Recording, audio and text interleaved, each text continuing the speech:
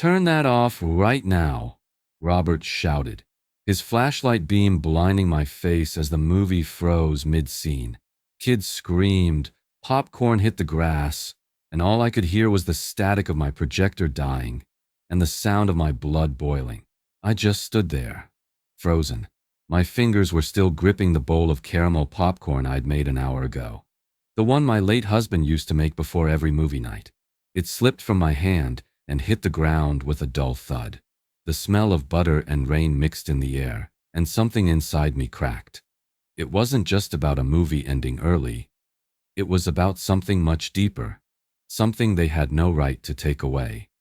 Behind Robert, a small army of HOA board members stood in a neat line, flashlights in hand, wearing reflective vests as if they were patrolling a war zone instead of a backyard filled with families and laughter. His voice boomed again. "This violates Section 8.3 of the Visual Disturbance Clause. You were warned, Sarah." His tone carried that smug satisfaction only men like him wore when they thought authority gave them power over everyone else. I glanced at Linda, my closest neighbor and friend. She looked horrified, clutching her son's shoulders as the boy's eyes darted between the darkened screen and the angry men in suits. "Sarah, just let them leave," she whispered, her voice trembling. But it wasn't that simple. This wasn't about a noise complaint. It wasn't about a projector or a permit. It was about control. The kind of control that starts with rules and ends with humiliation. I took a step forward, trying to keep my voice steady. "Robert, this is my backyard. We've been doing movie nights for 2 years without a single complaint." My words came out quieter than I expected. Maybe I hoped reason would calm him down. But Robert wasn't here for reason. He was here to make a point. He stepped closer until his flashlight hit the silver screen that still hung limp in the breeze. "We had complaints," he said coldly. "Lights shining into windows. Excessive gathering after hours. You think you're above the rules, Mrs. Miller?" The way he said my name, flat, condescending, made my stomach twist. My late husband used to call me Mrs. Miller when he was teasing me for being too proper. Hearing it now, spat out by Robert, felt like an insult wrapped in bureaucracy. One of the other board members unplugged the projector cord. The sound it made, a sharp click, echoed louder than anything else that night. The crowd started murmuring, parents gathering their children, neighbors pretending not to watch too closely. It was the sound of something dying. Not just a projector, but the spirit of what we'd built together as a community. I bent down to pick up the cord, but Robert's light followed my every move. "Don't even think about turning that back on," he said. "You'll receive a formal violation letter by morning. Continued disobedience will result in fines and further action." He didn't even flinch when a little girl started crying in the background. To him, this was order being restored. To me, it was personal. My husband had started these movie nights when he was still alive, a way to bring people together after a long week.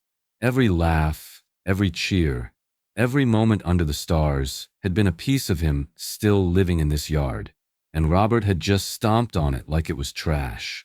When the HOA group finally walked away, their flashlights fading into the dark, I stood in the middle of my yard, surrounded by silence and damp blankets. My neighbors avoided my eyes as they packed up. The projector screen swayed gently, catching a faint shimmer of moonlight. I could still feel the heat of the flashlight on my face, the echo of Robert's command in my ear. Anger started to crawl up my throat, heavy and burning. They thought they could embarrass me into silence. They thought they could snuff out something as small and harmless as a movie night and no one would fight back. But they didn't know me. As I wrapped the projector cord around my hand, the plastic biting into my palm, a strange calm settled over me, the kind that comes right before a storm. I looked up at that blank white screen, and I made myself a promise. As Robert's flashlight beam hit my face for the last time that night, I whispered under my breath, a vow meant only for me. He'll regret ever cutting that cord. Before the shouting, before the flashlights, before Robert Garrison decided that joy was a threat to his order, there was peace. the kind of simple, warm peace that made every sunset in Cedar Hills feel like home. I moved here 5 years ago, after my husband Michael passed away. Teaching at the local elementary school had kept me busy, but the silence of our old house had become unbearable. Cedar Hills looked like a place where life could start again. Neatly trimmed lawns, rose bushes that always seemed to bloom in sync, and streets so quiet you could hear a dog collar jingle from a block away. I remember my first morning here. The air smelled of coffee and cut grass, and a line of sprinklers hissed like a synchronized orchestra. Every driveway gleamed.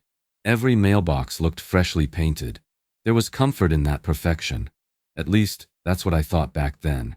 I told myself this neighborhood was everything Michael had wanted for us. Safe, stable, friendly. I didn't realize that perfection here wasn't a lifestyle. It was an order that demanded obedience.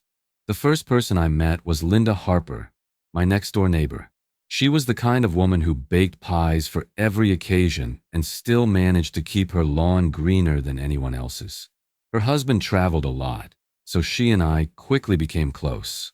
When I told her I missed the movie nights Michael and I used to host back in our old town, her eyes lit up. "We could do it. Here," she said. "Right on your lawn. Everyone could use a little fun." That first movie night was something I'll never forget. The screen we hung between two maple trees rippled in the breeze like a flag. Kids sat on picnic blankets, parents leaned against coolers. And for the first time in months, I heard laughter that didn't sound forced. We played Back to the Future that night, and when the credits rolled, people clapped. Even the Petersons, who rarely smiled, lingered for a second bowl of popcorn. For a while, the tradition grew. Every other Saturday, we'd pick a movie. Family classics, adventure films, sometimes an old black and white just for nostalgia. Neighbors would bring folding chairs and snacks, and by the second month, we had a little crowd of 20, sometimes 30 people. It wasn't loud, it wasn't wild, just people coming together under the stars. But in Cedar Hills, anything that made people too happy seemed to make the HOA uneasy. The first sign came one Monday morning, a yellow paper stuck to my mailbox. Reminder: outdoor gatherings must not create disturbances beyond property lines. It wasn't signed, but I knew where it came from. Everyone did. Robert Garrison, the HOA president, was the kind of man who smiled like it hurt his face. He had the posture of someone who believed authority was a birthright. I'd seen him measuring lawn edges with a ruler once, scolding a teenager for leaving his bike by the curb. I shrugged it off at first. Maybe someone had complained about parking. But a few weeks later, I caught Robert standing across the street during our movie night, arms crossed, watching.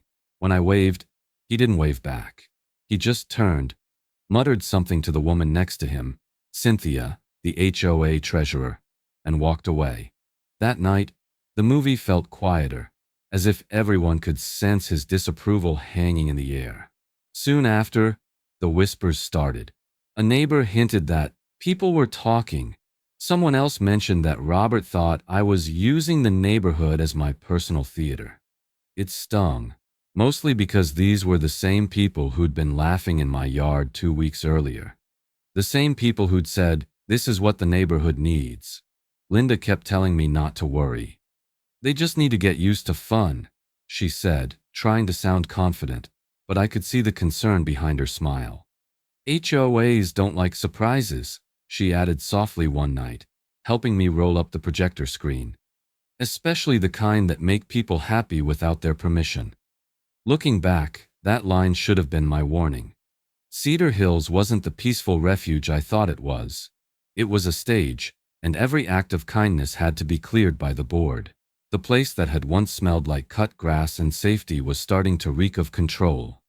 A few weeks later, I came home from work to find a white envelope taped to my front door. The HOA seal was embossed in gold across the top, and below it, my name, Sarah Miller. Immediate attention required. As I peeled it off the door, my hands trembled. Inside was a printed violation notice, my first official one. It was neatly typed, signed by Robert Garrison himself, and right there, in bold black letters, It read, "Unauthorized outdoor event. Cease and desist immediately." The violation letter sat on my kitchen counter for 2 days before I opened it again. I'd already read it once, but each time I glanced at it, the words glared back like a threat written in legal ink. Noise disturbance, light pollution, and unauthorized gathering after HOA approved hours. Every accusation neatly typed, every line designed to make me feel small. It ended with a fine, $250, due within 10 days. I could almost hear Robert Garrison's smug voice behind every sentence.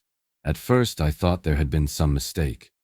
The disturbance they mentioned had ended by 9:30 p.m., and my property line sat a full 50 feet from the nearest neighbor's home. I emailed the HOA office, politely asking for clarification. The reply came faster than I expected.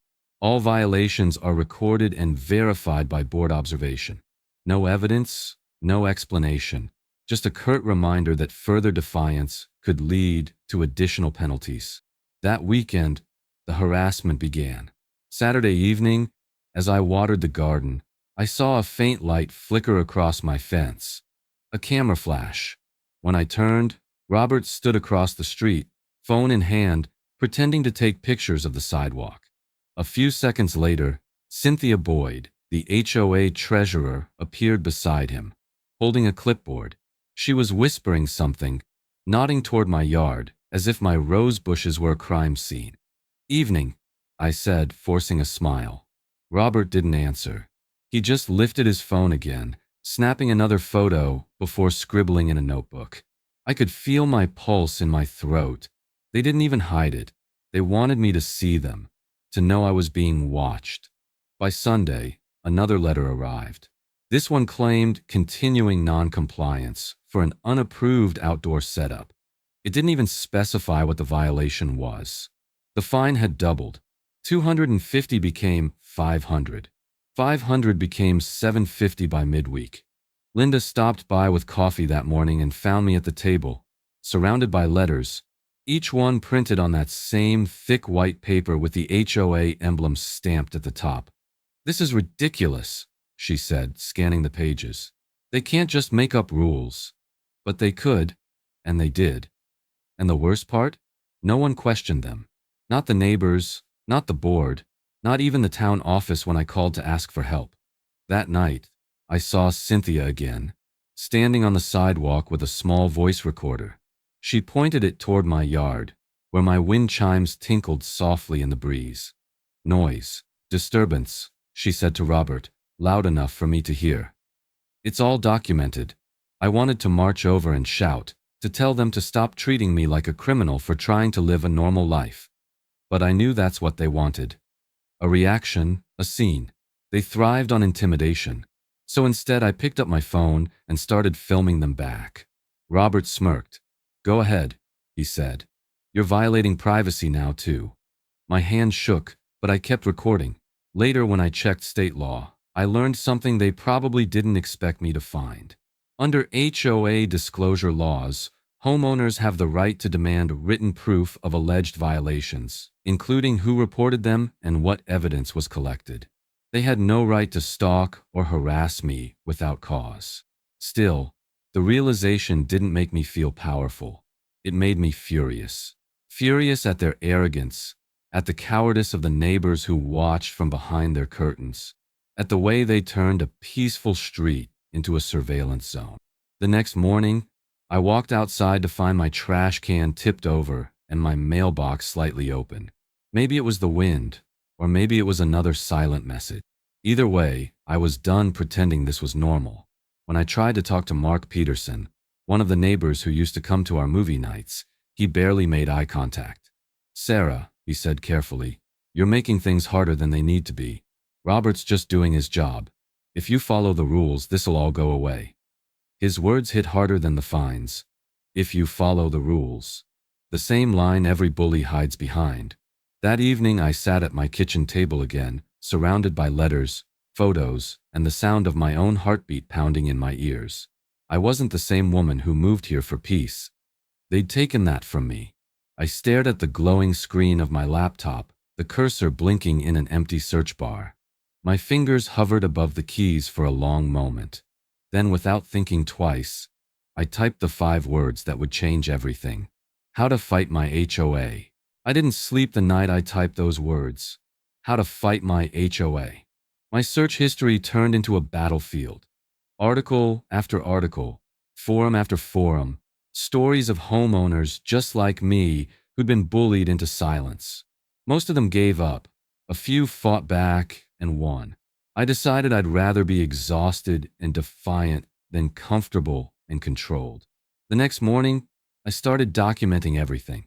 Every letter, every email, every whispered threat that Robert and Cynthia tried to pass off as friendly reminders.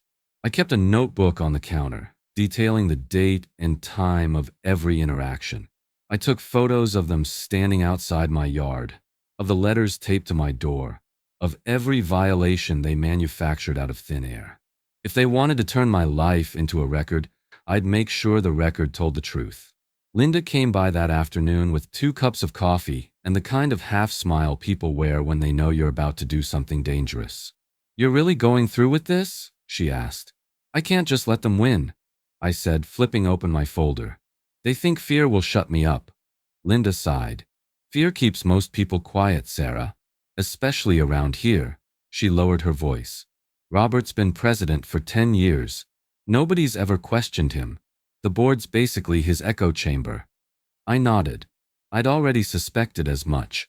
What I hadn't expected was how intoxicating anger could feel when you turned it into action. For the first time, I wasn't crying. I wasn't waiting for the next letter or apology. I was preparing. Later that week, I printed out the entire Cedar Hills bylaw handbook. 76 pages of rules written in language designed to confuse. I stayed up until midnight reading every clause, every footnote, highlighting anything that looked inconsistent. And there it was, buried on page 34, section 12.2. Outdoor gatherings ending by 10 p.m. are considered compliant if sound levels do not exceed 60 decibels at the property line. My movie nights had always ended by 9:30. I even had a decibel app on my phone that showed readings no higher than 50. That single line, that one overlooked sentence, was my proof. They weren't enforcing the rules, they were inventing them. When I told Mark about it the next day, he just shook his head. "Sarah, you're not going to win this. You'll only make it worse." "Worse than being stalked in my own yard?" I shot back. He looked uncomfortable, shifting from foot to foot. "Look, Robert's strict, yeah, but he's the reason this neighborhood looks the way it does. Maybe you should just let it go." I laughed, but it wasn't the kind of laugh that came from humor. Let it go? That's what everyone says right before they lose everything. Still, his words stuck with me longer than I wanted them to. What if he was right? What if this turned into something bigger than I could handle? But then I'd see Robert's flashlight beam in my mind, that smug face cutting through my peace, and every trace of doubt turned to fuel. A few nights later, Linda and I attended the monthly HOA meeting. It was the first time I'd ever gone inside that boardroom. The same place they made decisions that affected all of us but answered to none. I had read that in most states, homeowners have the right to record HOA meetings as long as they give prior notice. So I sent them an email that morning, politely stating my intention to document the meeting. When I arrived, Robert's expression told me he hadn't liked that one bit. "This isn't necessary," he said. I smiled sweetly. Transparency always is. The meeting started with the usual monotony: budgets, landscaping, community standards. But when they reached violations, my name came up like a curse. Robert's tone turned sharp, but I stayed quiet until they finished reading the complaint. Then I stood, held up my printed bylaws, and calmly read the section I'd highlighted. The room went still. Cynthia tried to speak, but Robert raised his hand, silencing her. His face tightened, the color in his cheeks rising. "We'll review this," he muttered, dismissing the topic. 2 days later, I got an email from the HOA office. One fine, the first one, had been rescinded upon review. Just like that, $250 erased with a single line. No apology, no explanation. but I didn't need one. That tiny victory was proof I'd found their weakness. Documentation. I walked outside that evening and looked around the neighborhood. For the first time, I didn't see a battlefield. I saw leverage. Every photo, every email, every inconsistency. It was all ammunition now. Robert wanted me scared. Instead, he'd taught me how to fight.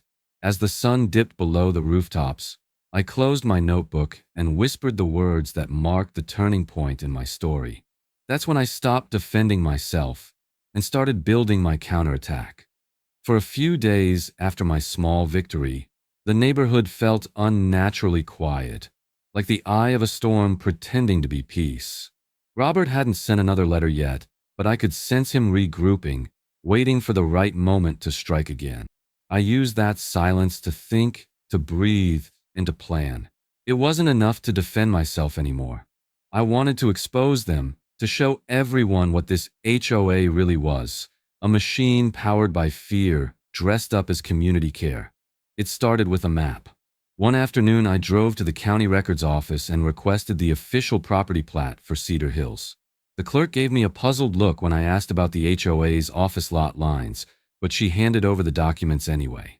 The board's building, that brick structure at the edge of the neighborhood, sat directly beside a thin strip of land that wasn't part of their deed. I traced my finger along the line, reading the fine print. It was city property, a public sidewalk, open access, right away. That's when it hit me. If they could shut down my movie nights on my property, then I'd just move the show to theirs. Not inside their building, but on it, on that smug, perfect brick wall that Robert used as his throne room. The same wall they used to hang their code of conduct signs, their meeting schedules, their hollow words about community unity. The idea felt crazy, reckless even, but it also felt right. For the first time in months, I smiled. I imagined the look on Robert's face when he stepped out of that boardroom and saw his precious wall lit up with 100 faces, watching the kind of joy he'd tried to erase. Still, I knew I couldn't just do it blindly. I spent the next 2 nights buried in research, reading municipal codes, state property laws, and HOA guidelines until my eyes burned. That's where I found it. Legal nugget HOA authority doesn't extend beyond its deeded boundary. Public sidewalks remain free-use zones under city jurisdiction.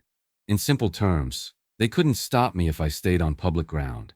If I placed my projector across the street, facing their wall, I'd be outside their reach. They couldn't find me, couldn't cite me, couldn't threaten me. The law was, for once, on my side. When I told Linda about it, she nearly dropped her coffee. "Sarah, are you out of your mind?" she whispered. "You're talking about projecting a movie on the HOA's building. You'll set this whole neighborhood on fire." "Good," I said quietly. "Maybe it's time someone did." She looked at me for a long moment, torn between admiration and fear. "Robert's not going to take that well. He'll retaliate. You know he will." "I know," I said, "but I'm tired of living in his shadow. Every time I open my blinds, I half expect him to be standing there with that clipboard. This isn't just about movie nights anymore, Linda. This is about control, and I'm done giving it to him." She sighed, shaking her head. "You've got more guts than anyone here, I'll give you that.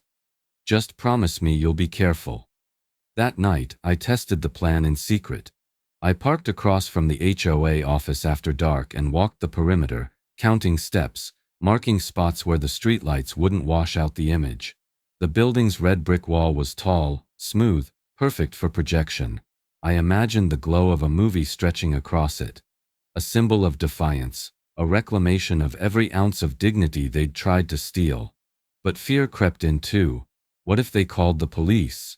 What if they found a loophole? What if I became the villain they'd painted me to be? The what-ifs whispered louder than the night wind. I almost turned back. Then I remembered the night Robert cut my projector cord, his voice barking orders while children cried. I remembered how small I'd felt. That feeling was something I'd never allow again. Standing under the dim glow of the streetlight, I whispered to myself, "They took my light. I'll make them watch it burn brighter." The next morning, I bought new projector bulbs, tested sound levels, and checked every legal line twice. Linda helped me prepare snacks, just in case, though I could tell she still thought I'd lost my mind. As the week crawled toward Saturday, I barely slept. Part of me couldn't believe I was actually doing this. But the other part, the part that had been humiliated, silenced, and underestimated, couldn't wait. I wasn't just planning a movie night anymore. I was planning a reckoning. And when the sun set on Friday and the first stars began to appear, I looked out at that brick wall one last time and smiled. Saturday night. The wall becomes my screen. By the time Saturday night arrived, the entire neighborhood seemed to hum with unspoken tension. The air was thick, almost electric, as if Cedar Hills itself sensed something was about to change. I'd spent the day double-checking cables, testing sound levels, and reviewing my notes like a soldier going over battle plans before deployment. The generator sat tucked neatly behind my SUV, its low purr ready to come alive. The smell of buttered popcorn drifted from Linda's kitchen, sweet and familiar, a small reminder that this began as something innocent. As the sun slipped below the treetops, I wheeled the projector onto the sidewalk across from the HOA building. My heart was hammering so hard I could feel it in my fingertips. Every sound seemed sharper. The crickets, the soft chatter of the few brave neighbors who'd come to watch, the faint hiss of the generator warming up. Linda stood beside me, clutching a thermos of coffee and trying not to look terrified. "If he shows up," she whispered, "you stick to the law, not emotion." "I know," I said, but my voice trembled anyway. It wasn't just fear, it was adrenaline. The kind that tells you you're doing something you'll never forget. I checked the clock. 8:01 p.m. Time to begin. I flipped the switch. The projector came to life with a low hum, and in seconds a beam of light cut through the darkness, striking the HOA boardroom wall. The brick shimmered under the glow, transforming into a massive outdoor screen. The opening scene of Jurassic Park filled the surface, the roar of the T-Rex echoing through the quiet streets. For a heartbeat, nobody moved. Then a few soft gasps broke out, followed by a ripple of laughter. The kids sat down on the curb, eyes wide, their faces glowing in the silver light. I felt the corners of my mouth lift. For the first time in months, I wasn't angry. I was alive. Word spread faster than I expected. Within minutes, more neighbors emerged from their homes, drawn by the sound and spectacle. Phones came out, cameras clicked, and the whispers turned into cheers. Even people who'd avoided me since the first violation letter were there, pretending they'd been on my side all along. The whole street began to feel like a secret rebellion, a shared act of defiance against the rules that had strangled the neighborhood. Then, halfway through the movie, a door slammed. The sharp sound echoed across the street like a gunshot. The HOA boardroom door flew open, and Robert Garrison stormed out, his face red, his tie half undone, barking orders before he even saw me. "What the hell is this?" he shouted. "Turn it off! You're violating property rights." I stood my ground, heart thundering in my chest. "Actually, no," I said, projecting my voice just enough to carry across the lawn. "The projection is coming from public land, city-owned sidewalk. You have no jurisdiction here, Robert." He froze, blinking. I could almost see him trying to process what I'd just said, his authority hitting an invisible wall. That's when the neighbors started clapping. A few even whistled. Someone yelled, "Let her show the movie, Bob," and laughter rolled through the crowd.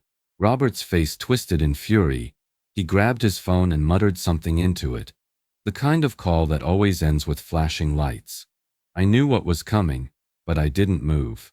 The projector hummed, steady and defiant. The wall glowed brighter. 15 minutes later, I heard it. The distant wail of sirens. My pulse spiked, but I didn't flinch. I kept my focus on the movie, on the children laughing, on the people who'd found their courage because I'd found mine first. When the police cruiser turned the corner, its blue and red lights washed over the street like waves. The generator's low rumble mixed with the soundtrack's thunderous drums. It was surreal. A movie within a movie, real life spilling into the real. As the car stopped at the curb, the crowd fell silent. Even the wind seemed to pause. The projector's light still danced across the boardroom wall, right over the bold white letters that read Cedar Hills Homeowners Association Headquarters. I turned off the volume just enough to hear the crunch of boots on gravel.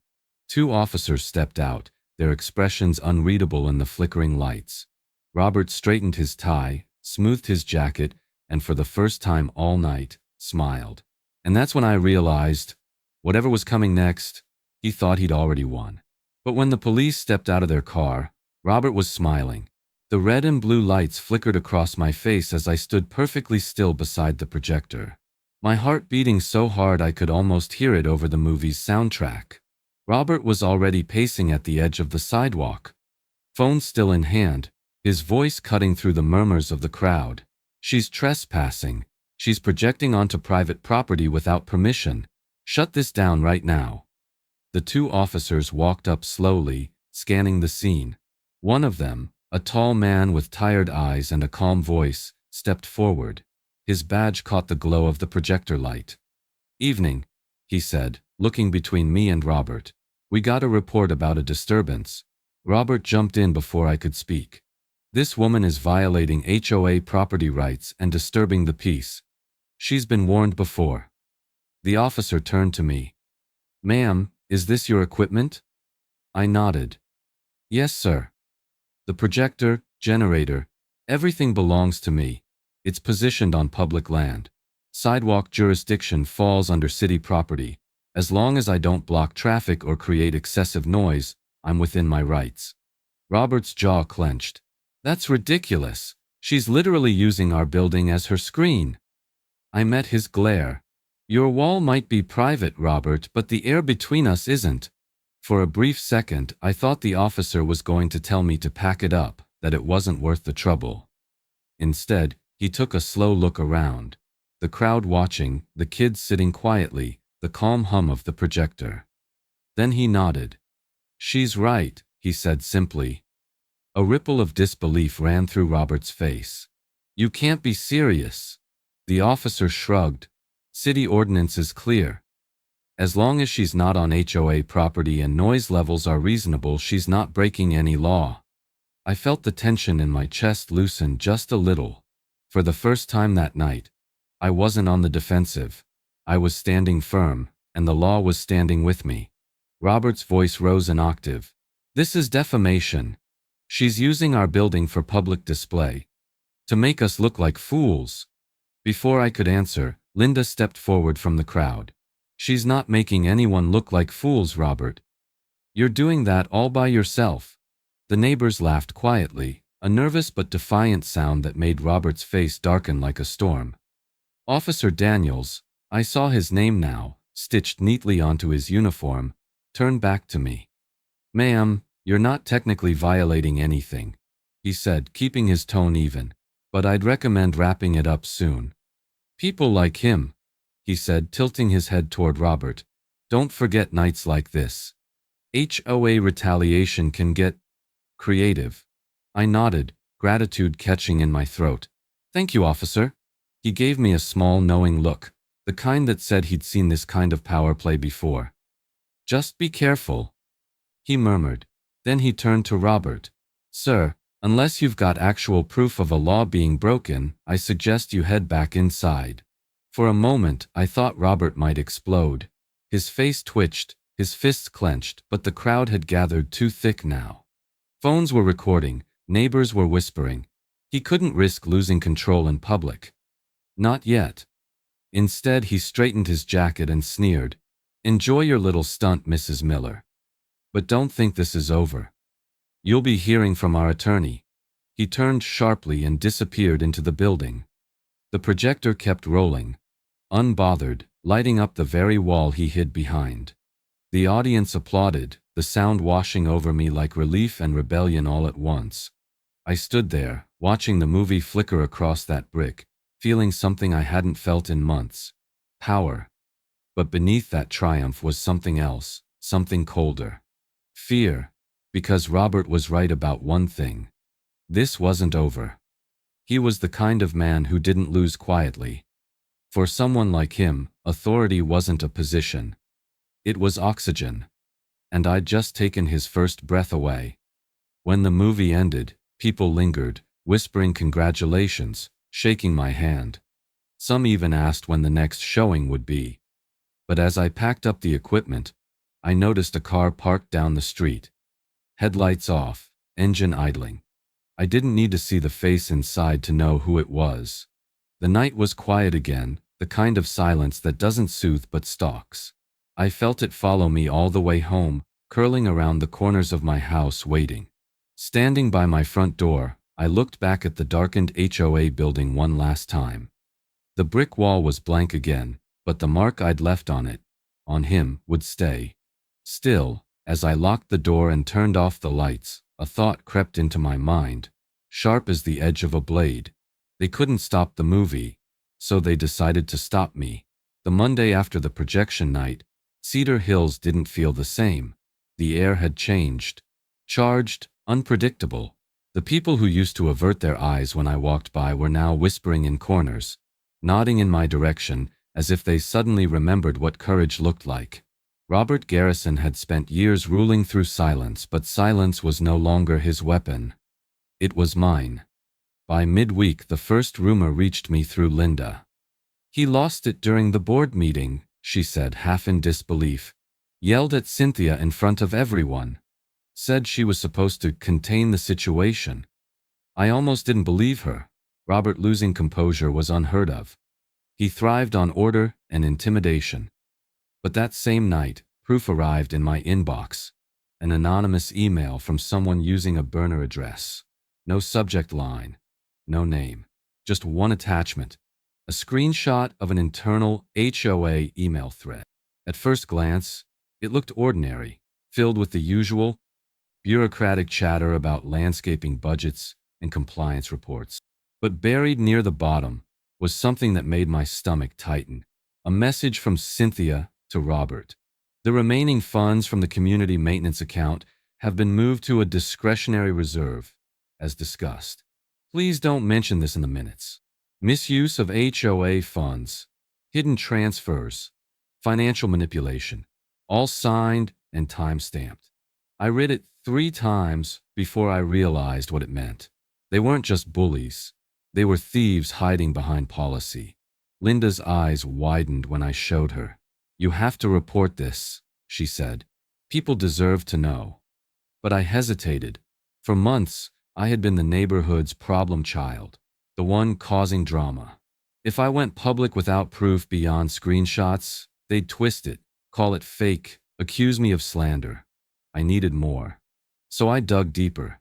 It turns out that in most states, homeowners have the legal right to request HOA financial records, annual budgets, transaction histories, and board expenditures as part of open governance law.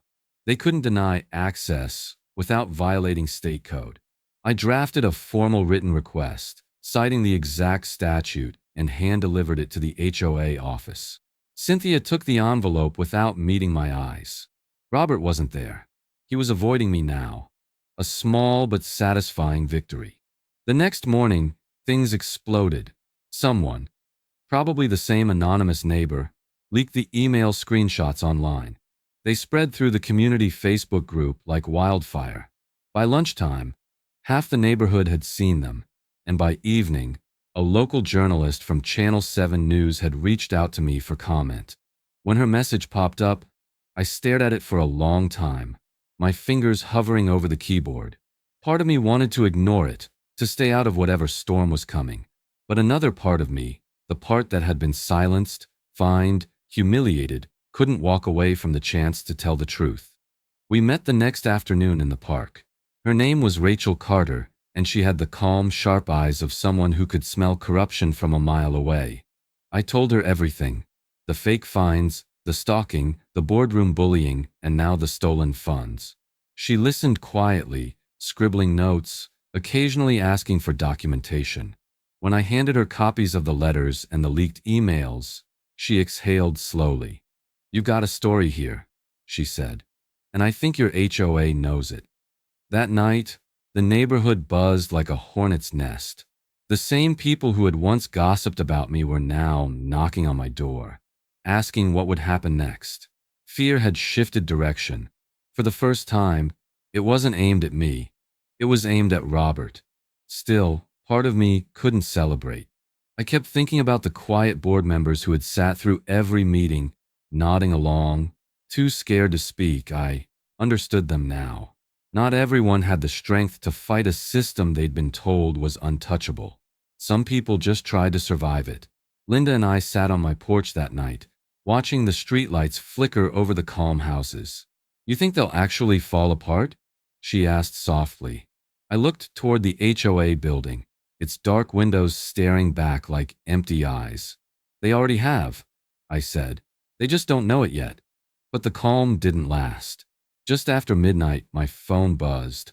Another email, this one official, bearing the HOA seal. The subject line read, "Emergency board meeting, attendance required." I stared at it, my pulse quickening. There was no explanation, no agenda, just a time and a place. Tomorrow evening, 7 p.m. For the first time, they weren't summoning me as a defendant. They were inviting me as something else entirely, a threat they could no longer ignore. They called an emergency meeting, and I was invited. The next evening, I stood outside the HOA boardroom, the same brick building I'd once used as my screen, clutching a folder thick with documents and my laptop. Through the window, I could see them. Robert at the head of the table, Cynthia beside him, and the rest of the board lined up like loyal soldiers waiting for orders. A dozen neighbors filled the folding chairs, their faces tight with curiosity and fear.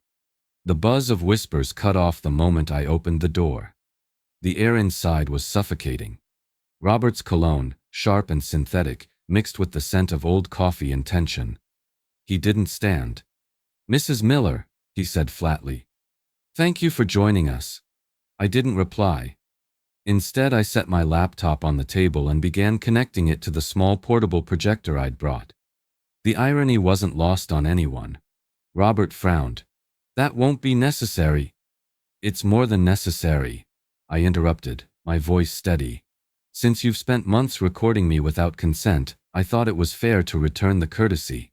A low murmur rippled through the crowd. Robert's jaw twitched, but I could see something else behind his anger now. Uncertainty. He wasn't used to losing control of the room. Cynthia leaned toward him, whispering something sharp, but before he could respond, I pressed play.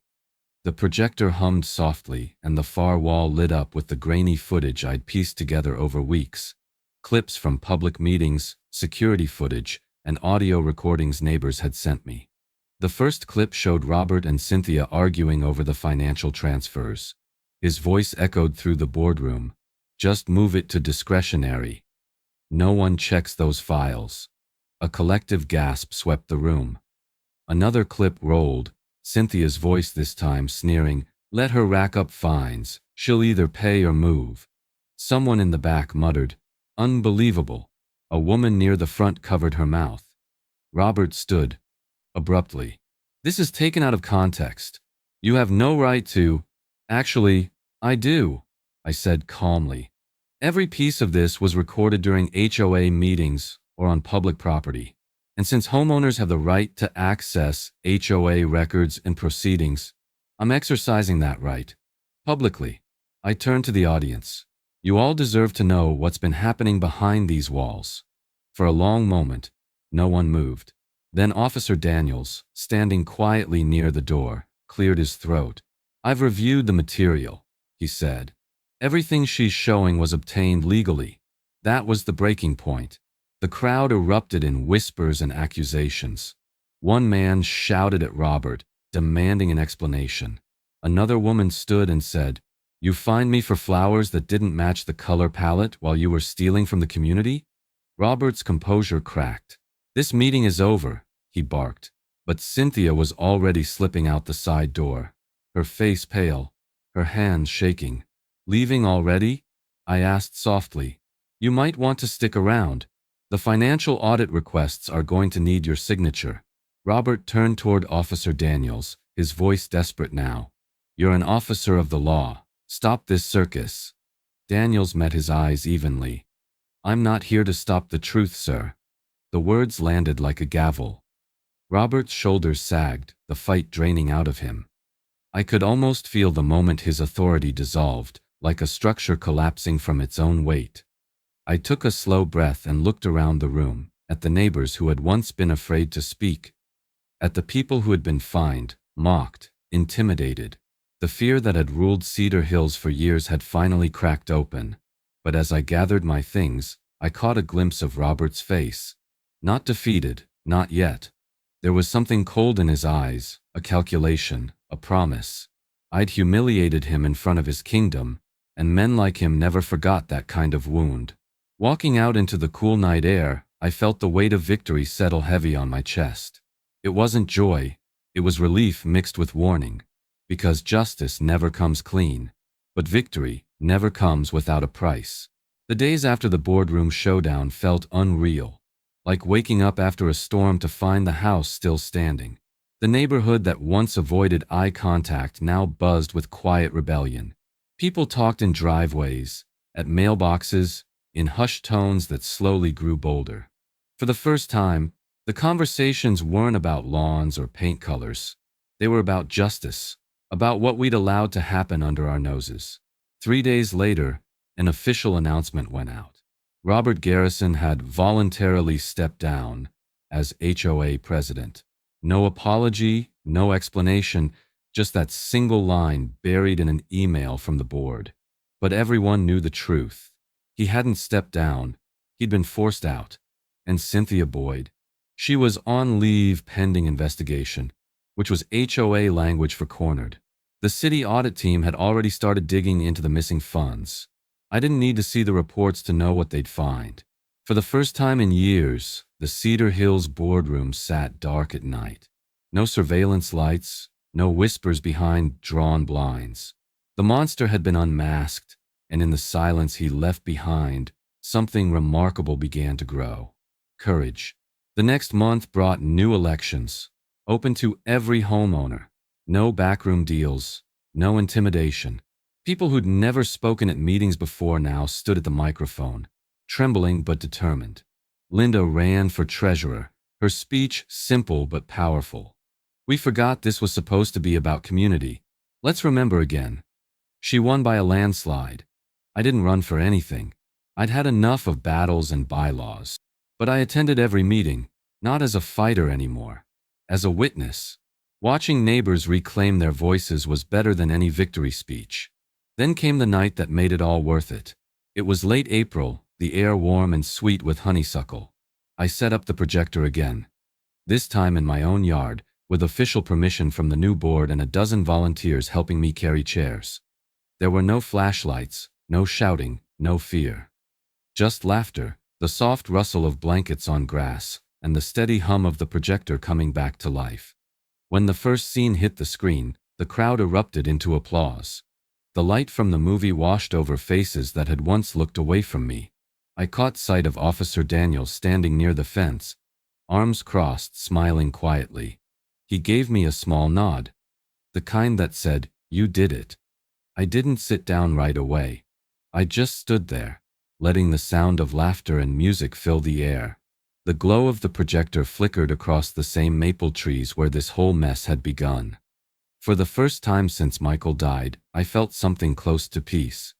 Not the fragile kind that disappears when trouble knocks, but the kind you earn through fire, through standing your ground when no one else will.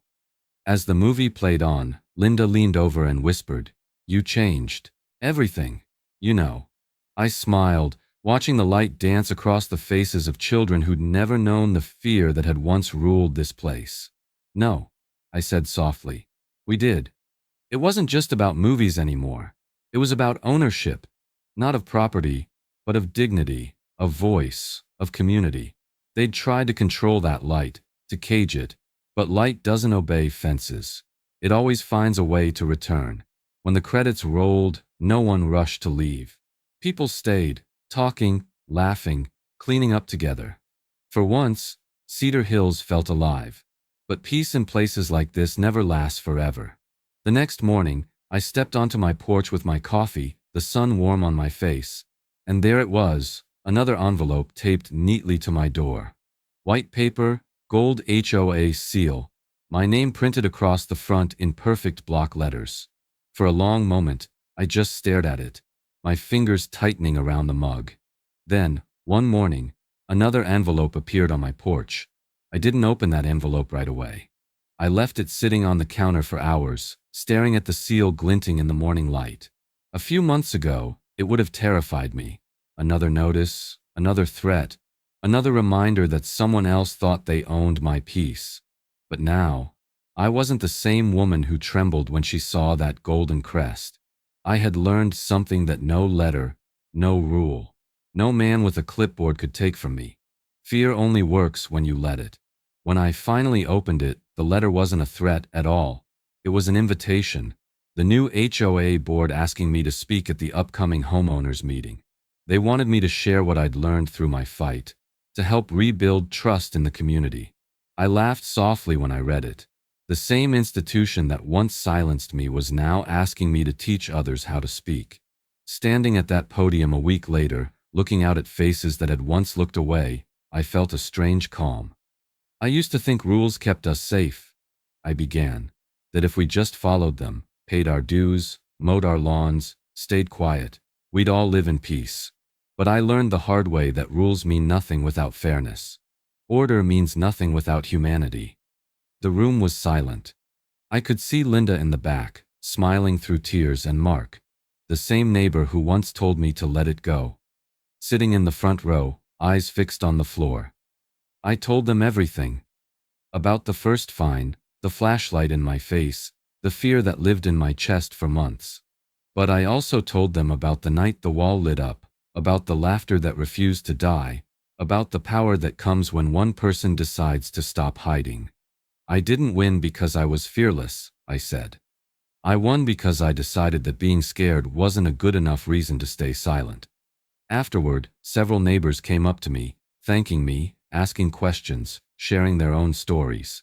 That's when I realized something powerful. What happened to me wasn't just my fight. It was every homeowner's story, just told louder this time. When the room finally cleared, I sat alone for a moment, letting the weight of it all settle in. I thought about what it had cost me. Sleepless nights, isolation, the fear of losing my home. But what it gave me was worth far more. It gave me a voice. It gave me a purpose I hadn't known I needed. If you're watching this, I want you to think about something. Would you stand up if your HOA crossed the line? Would you risk being the one who says, enough, when everyone else keeps their head down? Because it doesn't start with confrontation. It starts with awareness. Read your bylaws, know your rights. Document everything. Every photo, every notice, every word they send you. Keep it. Because the law only works for those who know how to use it. Courage isn't about shouting the loudest or breaking the most rules. It's about standing tall when the rules are used to break you. In the months that followed, Cedar Hills changed. The bylaws were rewritten in plain English, transparency became mandatory, and homeowners now had a direct vote on major decisions. I wasn't the face of rebellion anymore. Just a reminder that peace has to be protected, not enforced. Sometimes I still walk past the HOA building at night. The wall where I once projected Jurassic Park looks ordinary again, blank, quiet, harmless. But I know better. That wall carries memories, lessons, and defiance etched in light. It's proof that one act of courage can outshine years of control. As I turn to leave, I always feel it. That familiar chill of eyes watching from somewhere unseen. Maybe it's paranoia, or maybe Robert Garrison's shadow still lingers, waiting for a moment to return. Because if I've learned anything through all this, it's that corruption doesn't disappear. It retreats, it waits, and it watches for silence to return. And I made myself a promise. I'll never give it that silence again. Because some HOAs don't forgive. They wait. For weeks after the meeting, life in Cedar Hills felt like it had finally taken a breath. The tension that once sat in the air, heavy, unspoken, seemed to dissolve. The streets looked brighter, cleaner, more alive. Neighbors smiled again. Movie nights returned to being what they were always meant to be. A symbol of community, not conflict. The sound of laughter and flickering light on the maple trees reminded everyone that peace was possible when people stood together. But peace never lasts forever. Not here. Not in a place where power is currency and control is a habit hard to break. It was a quiet Saturday morning when it happened. The kind of morning that feels almost scripted, too calm to trust. The air was crisp, sunlight washing over the lawn, coffee steaming in my hands. I opened the door to grab the newspaper, and there it was, another envelope. White, sealed in gold. The same embossed HOA crest staring back at me, polished and perfect, like it hadn't learned a single thing. My stomach didn't twist this time. My pulse didn't spike. I just stared at it for a long moment, that familiar rectangle of control, before I picked it up. The paper felt heavier than it should have, as if it carried a secret. I broke the seal and unfolded it slowly. This one wasn't from Robert. His name was nowhere on it. The new president, someone I'd never met, had signed it instead. Her name was Ellen Tate. The letter was polite, almost friendly, but its message hit with the same cold precision as every threat before it. Dear Mrs. Miller, it began. This notice is to inform you that your backyard movie events may violate new zoning updates recently approved by the Cedar Hills Board in partnership with Evergreen Development Group. Please cease all outdoor projections until your property's compliance can be reassessed. My eyes lingered on one name. Evergreen Development Group. I knew that company. They'd been circling Cedar Hills for years, trying to buy up old properties for a new luxury expansion. I remembered the news stories, the whispered rumors that the developer had friends in City Hall. So this wasn't about movie nights anymore. This was about land. About power finding a new face to wear. Linda called as I read it, her voice half joking but shaky underneath. Don't tell me they're coming for you again. Not just me, I said, scanning the fine print. They're coming for the whole neighborhood. New zoning laws mean they can start rezoning plots, one approval at a time. There was silence on the line, then Linda said what we were both thinking. So it starts again. I folded the letter and placed it on the counter beside the first one, the original violation notice that had started everything months ago. The two envelopes looked almost identical. Same crest, same arrogance, the only thing that had changed was me. I wasn't scared this time. I wasn't even angry. I was ready. The first battle had taught me that fear is a weapon only when you let it be. I'd already lost sleep, friends, and peace once. I wasn't about to lose my home or my voice again. That night I sat under the same trees where it all began. The stars looked sharper now, as if the sky itself was paying attention. I thought about the new president, the new developer, and the new fight ahead. I didn't know what form it would take, zoning laws, false claims, hidden deals, but I knew one thing with absolute certainty. I wouldn't face it quietly. Cedar Hills could change its leaders, its bylaws, even its skyline, but one truth would always stand. Silence is the soil where corruption grows, and I'd burned that soil down once before. I could do it again, because silence only feeds corruption, and I've found my voice. If you've ever been bullied by an HOA or watched power destroy the peace of a neighborhood, tell me your story in the comments. I read everyone. Would you have stood your ground like I did, or walked away to keep your quiet? Hit like if you believe no one should be silenced in their own home, and share this video so more homeowners learn they're not alone. Make sure you're subscribed, because the next battle in Cedar Hills is just beginning. And trust me, it's darker than anything you've seen so far. Your voice matters here, because silence is exactly what they count on.